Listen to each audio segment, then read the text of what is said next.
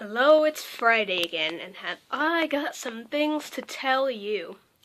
Buckle up, because we are going to be talking about a lot of karate, and I'm going to try and make this as comprehensible as possible without being boring. Wish me luck. As you may have learned from last week's video, I went to a martial arts camp this weekend. It was probably one of the best things ever. I've been to VidCon. This ties. For those of you who know how I feel about VidCon, that's a really good thing. It's called PAWMA, which stands for Pacific Association of Women's Martial Artists, which, yes, means that it is only for women, no boys allowed, feminism.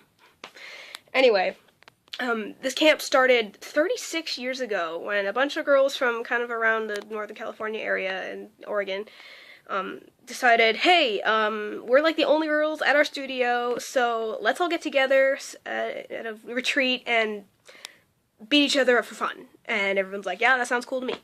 And then gradually it got bigger and bigger as more women joined martial arts and more people learned about it, and it just kind of became a thing that happened every year. And they had this one, the highest ranking judo woman in the entire world used to come until she died last year.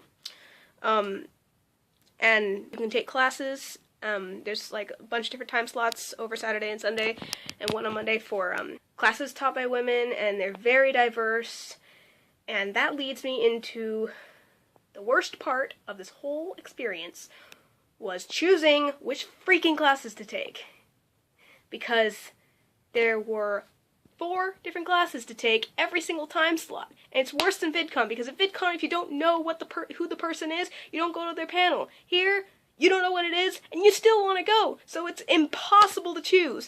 But I did end up choosing after a long time of trying to figure out what I was going to do.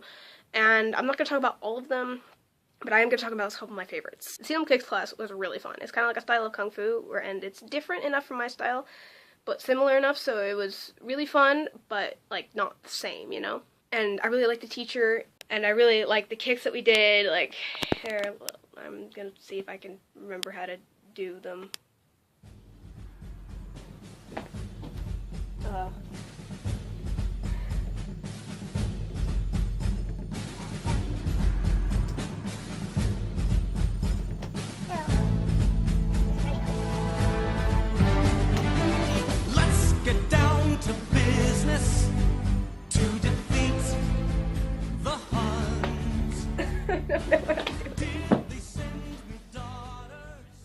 Another one I really liked was called Diving Deep into Katas. Like, you pick a form that you already know, and you do it over and over.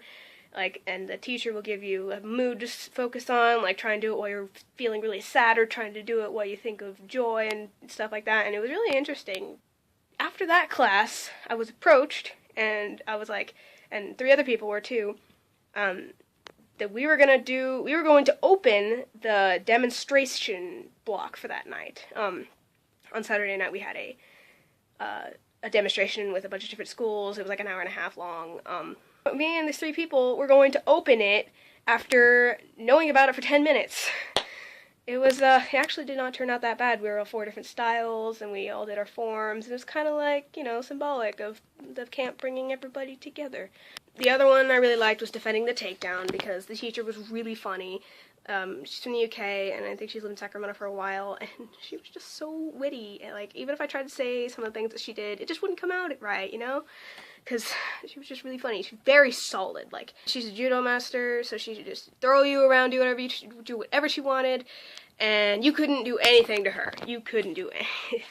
My mom free grappled with her. I didn't get the chance, but my mom did, and she said it was so hard. What was the other one I really liked? Sealam Fan. The same Kung Fu style as the kick one, and it was really fun, and I really, really liked that teacher a lot, so that's why I took 2 of her classes. So I'm going to try and recreate a little bit of the fan form that I learned during one of my classes with this. Got it at a wedding. Not the perfect substitute, but I guess it'll do. Before we're through, Mr. I'll make a man out of you. Tranquil as a forest. Yoshi Warriors, here I come. If I had the choice, I would do that one, except she's in Seattle. Distance. See, that's the problem with that camp. Everyone from there is basically either from Seattle or from the Bay Area. Apparently the Bay Area, there are 5 martial arts schools on the same street. That isn't fair. There are so many women martial artists around those areas. And in Santa Barbara, there's like 5 schools in the entire, like, combined Greater Santa Barbara area, and it really isn't fair. Anyway, I just didn't know how like, powerful and the presence we had, especially up north. There's so many schools that are run by women, who are taught by women, and that's kind of incredible to me. And I really, really would like to go again, and again, and again, and again, be like one of those people who've been going for like 6 years or whatever. Also, the reason I sound weird is because I got sick like half an hour after the freaking airplane landed that we were home. Like, I'm glad I didn't get sick beforehand, but the timing was perfect that I haven't gone back to regular life for like an entire week. Let me tell you a secret. It's been really nice. Even though I don't feel that great, it was really nice to have a break, and I do paradoxically feel a lot better. I don't know. Guess we'll see what happens on Monday, right? Going back to work and all that good stuff. I just want to do karate forever, man. Anyway, that's all. I'm getting a little lightheaded because I've been trying to film this video for ages, and I'm trying to explain, and anyway, I'm just gonna go like fall asleep or something, man, because see you next week.